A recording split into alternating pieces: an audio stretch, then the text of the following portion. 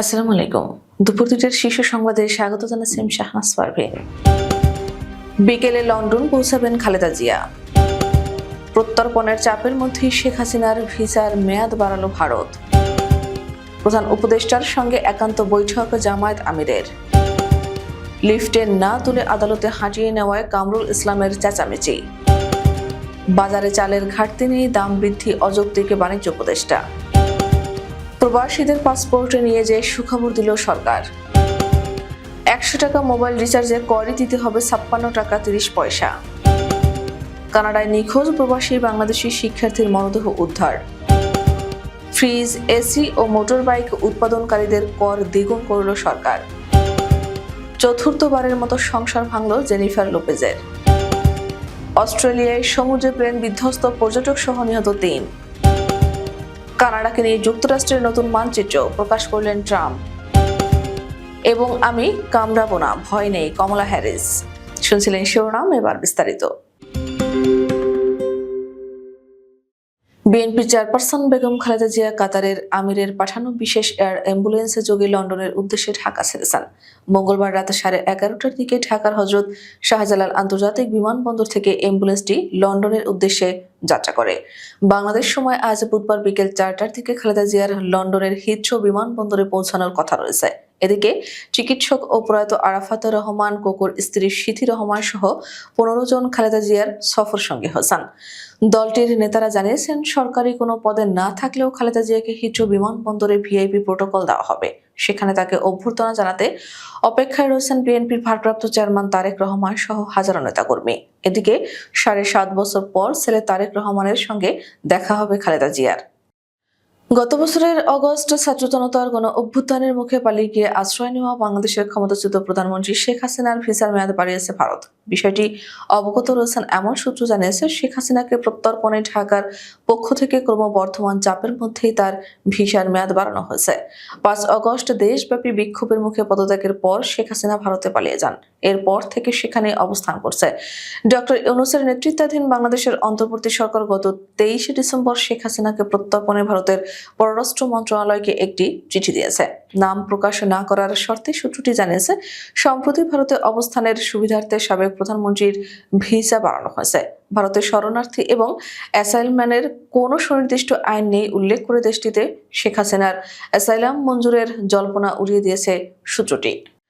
অন্তর্বর্তী সরকারের প্রধান উপদেষ্টা ডক্টর মোহাম্মদ ইউনূসের সঙ্গে একান্ত বৈঠক করেছেন বাংলাদেশের জামাত ইসলামের আমির ডাক্তার শফিকুর রহমান। মঙ্গলবার রাষ্ট্রীয় অতিথি ভবন যমুনায় তিনি প্রধান উপদেষ্টার সঙ্গে দেখা করতে যান। সৌহার্দ্যপূর্ণ পরিবেশে দুজনের মধ্যে বিভিন্ন বিষয়ে খোলামেলা আলোচনা হয়। বৈঠকে নির্বাচন, দুর্নীতি ও অর্থনীতি সহ বিভিন্ন বিষয়ে সংস্কার ও জাতীয় ঐক্যমত্য গড়ে তোলার লক্ষ্যে করণীয় নিয়ে আলোচনা হয়। রাজধানীর লালবাগ থানার মোহাম্মদ আলী হত্যা মামলায় গ্রেফতারের শুনানিতে আদালতের এজলাসে লিফটে না তুলে সিঁড়ি দিয়ে হাঁটিয়ে নেওয়ায় ক্ষোভ প্রকাশ করেছেন সাবেক খাদ্যমন্ত্রী কামরুল ইসলাম। ক্ষোভ প্রকাশ করতে গিয়ে এক পর্যায়ে পুলিশ সদস্যদের সঙ্গে চেঁচামেচি শুরু করে দেন তিনি। রাষ্ট্রপক্ষের আইনজীবী বলছেন, আদালতে এলেই তিনি পুলিশ আইনজীবীদের সঙ্গে ঝগড়া করেন। আজ বুধবার ভোরের কনকনে শীতে সকাল 9টার আগেই প্রিজন ভ্যানে করে আদালতে আনা হয় কামরুল ইসলামকে। প্রিজন ভ্যানে করে আদালতে আনা হয় কামরুল ইসলাম, সাবেক আইসিটি প্রতিমন্ত্রী জুনায়েদ আহমেদ পলক, সাবেক আইজিপি চৌধুরী আব্দুল্লাহ আল মামুন সহ 5 জনকে। এরপর তাদের ঢাকার চিফ মেট্রোপলিটন ম্যাজিস্ট্রেট আদালতের হাজতখানায় রাখা হয়। কিছুক্ষণ পর বিভিন্ন থানার হত্যা মামলার শুনানির জন্য তাদের এজলাসে তোলা হয়। এ সময় নিরাপত্তা দিতে সারি বেঁধে পুলিশ হাজতখানা থেকে কোর্টের সিঁড়ি পর্যন্ত ব্যারিকেড তৈরি করে। পরে কামরুল, পলক, চৌধুরী আব্দুল্লাহ আল মামুন সহ 5 জনকে মাথায় হেলমেট, হাতে হাতকড়া আর বুকে বুলেট প্রুফ জ্যাকেট পরিয়ে সরাসরি আদালতে তোলা হয়। কিন্তু আদালতের সিঁড়ি দিয়ে তোলার সময় বাধে বিপত্তি। বাজারে চালের ঘাটতি নেই উল্লেখ করে বাণিজ্য উপদেষ্টা শেখ বশির উদ্দিন বলেছেন, এই মুহূর্তে চালের দাম বৃদ্ধি অযৌক্তিক। আজ সকালে রাজধানীর বেগুনবাড়ি দীপিকার মোড়ে দেশব্যাপী স্মার্ট ফ্যামিলি কার্ডের মাধ্যমে টিসিবির পণ্য বিক্রয় কার্যক্রমের উদ্বোধনী অনুষ্ঠানে তিনি একথা বলেন। বাণিজ্য উপদেষ্টা বলেন, বাজারে চালের কোনো ঘাটতি নেই, নিজস্ব মজুদেও ঘাটতি নেই, স্থানীয় উৎপাদনেও ঘাটতি নেই। আমরা আমনের ভরা মৌসুম পার করছি। ঠিক এই মুহূর্তে বাজারে এই দামের কোনো যৌক্তিক কারণ আমরা দেখছি না। এটার কারণ আমরা খোঁজার চেষ্টা করছি, বোঝার চেষ্টা করছি। আমাদের কাছে এটা অযৌক্তিক মনে হচ্ছে। প্রবাসীদের পাসপোর্ট নিয়ে দীর্ঘদিন ধরে চলে আসা হয়রানির অবসান ঘটাতে সরকারের আন্তরিক উদ্যোগের অংশ হিসেবে নতুন সুখবর এসেছে। এখন থেকে প্রবাসীরা তাদের পাসপোর্ট প্রস্তুত হলে সরাসরি SMS এর মাধ্যমে তথ্য পেয়ে যাবেন। পাসপোর্ট সংগ্রহের জন্য আর দূতাবাসে ভিড় করতে হবে না। মঙ্গলবার রাজধানীর বেইলি রোডের ফরেন সার্ভিস একাডেমিতে এক প্রেস ব্রিফিংয়ে প্রধান উপদেষ্টার উপপ্রেস সচিব আবুল কালাম আজাদ মজুমদার এ তথ্য জানান। তিনি জানান, এখন থেকে প্রবাসীরা তাদের পাসপোর্ট প্রস্তুত হলে সরাসরি SMS এর মাধ্যমে তথ্য পেয়ে যাবেন। পাসপোর্ট সংগ্রহের জন্য আর দূতাবাসে ভিড় করতে হবে না।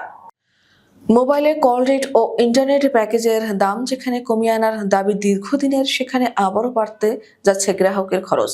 মুঠোফোন গ্রাহকদের সেবার উপর আরও শতাংশ অতিরিক্ত সম্পূরক কর আরোপ করতে যাচ্ছে বর্তমান সরকার। শিগগিরই এ নিয়ে জারি করা হতে পারে নতুন প্রজ্ঞাপন। জাতীয় রাজস্ব বোর্ড সূত্র বলছে, মোবাইল সেবায় বিদ্যমান 20% সম্পূরক শুল্কের সঙ্গে আরও 3% সম্পূরক শুল্ক সংযোজনের বিষয়টি অন্তর্বর্তী সরকারের উচ্চ পর্যায় থেকে অনুমোদন দেওয়া হয়েছে ইতিমধ্যে। এখন শুধু অপেক্ষা প্রজ্ঞাপন জারির। এদিকে বিগত আওয়ামী লীগ সরকারের আমলে 2024-25 অর্থ বছরের বাজেট অনুযায়ী বর্তমানে মোবাইলে 100 টাকার রিচার্জ করলে গ্রাহকদের কর দিচ্ছে 56 টাকা 30 পয়সা। ফলে নতুন সিদ্ধান্ত কার্যকর হলে গ্রাহক 100 টাকা রিচার্জে ব্যবহার করতে পারবেন মূলত মাত্র 43 টাকা 70 পয়সা। কানাডার টরন্টোতে নিধুয়া মুক্তাদির নামে বাংলাদেশি বংশোদ্ভূত এক কলেজ ছাত্রীর মরদেহ উদ্ধার করেছে পুলিশ। স্থানীয় সময় শনিবার পোর্ট ব্রুসো সৈকতের কাছে ইরি লেকের তীর থেকে মরদেহ উদ্ধার করা হয়। কানাডায় বাংলাদেশি লেখক ও উপস্থাপক সামিনা নাসরিন চৌধুরীর মেয়ে নিধুয়া মুক্তাদির। তিনি মায়ের সঙ্গে স্কারবারোর ক্রিসেন্ট টাউনে থাকতেন। মঙ্গলবার মরদেহ উদ্ধারের তথ্য নিশ্চিত করেছেন নিধুয়ার ভাই আব্রাহাম মুক্তাদির। খুচরা যন্ত্রাংশ সহ fridge, refrigerator, air conditioner, compressor ও মোটরবাইক উৎপাদনকারী প্রতিষ্ঠানের অর্জিত আয়ের ওপর 20% প্রদেয় আয়কর নির্ধারণ করেছে সরকার। বুধবার জাতীয় রাজস্ব বোর্ড চেয়ারম্যান আব্দুর রহমান খান স্বাক্ষরিত প্রজ্ঞাপনে এ তথ্য জানানো হয়েছে। প্রজ্ঞাপনে বলা হয়েছে, খুচরা যন্ত্রাংশ সহ পূর্ণাঙ্গ freezer, refrigerator, motorcycle, air conditioner ও কম্প্রেসর তৈরির ক্ষমতাসম্পন্ন শিল্প প্রতিষ্ঠানের কেবল এই শিল্পের ব্যবসা থেকে অর্জিত আয়ের উপর প্রদেয় আয়কর হার 20% নির্ধারণ করা হলো। ভেঙে গেল পপ তারকা জেনিফার লোপেজের চতুর্থ সংসার। জনপ্রিয় অভিনেত্রী ও সঙ্গীত শিল্পী জেনিফার লোপেজ এবং অভিনেতা বেন অ্যাফ্লেকের দাম্পত্য সম্পর্ক আনুষ্ঠানিকভাবে শেষ হয়েছে। গত 20 অগস্ট লস অ্যাঞ্জেলেসের কাউন্টি সুপিরিয়র কোর্টে বিচ্ছেদের আবেদন করেছিলেন লোপেজ। আদালত সম্প্রতি সেই আবেদন মঞ্জুর করেছে। ব্রিটিশ সংবাদ মাধ্যম ডেইলি মেইল জানিয়েছে, সমঝোতার ভিত্তিতে তারা বিচ্ছেদ চূড়ান্ত করেছেন। অস্ট্রেলিয়ায় সমুদ্রের ছোট্ট একটি প্লেন বিধ্বস্ত হয়ে সুইজারল্যান্ড ও ডেনমার্কের 2 পর্যটক সহ পাইলট নিহত হয়েছেন। মঙ্গলবার দেশটির পশ্চিমাঞ্চলীয় পার্থ শহরের কাছে এ দুর্ঘটনা ঘটে। আজ বুধবার অস্ট্রেলিয়ান ব্রডকাস্টিং কর্পোরেশন এক প্রতিবেদনে এ তথ্য জানিয়েছে। প্রতিবেদনে বলা হয়, গতকাল বিকেলে থমসন উপসাগরে উড্ডয়নের পরপরই প্লেনটি পানিতে তলিয়ে যায়। এতে 7 জন আরোহী ছিলেন।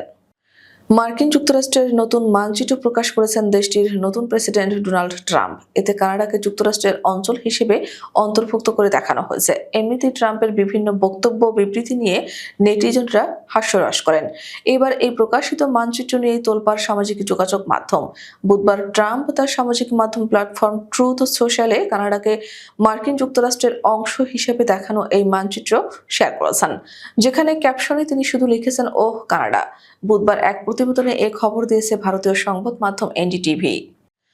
ভাইস প্রেসিডেন্ট কমলা হ্যারিসের সঙ্গে করমর্দনে রাজি হননি এক রিপাবলিকান সিনেটরের স্বামী, যা দেখে বিস্মিত কমলার প্রতিক্রিয়া, আমি কামড়ে দেব না।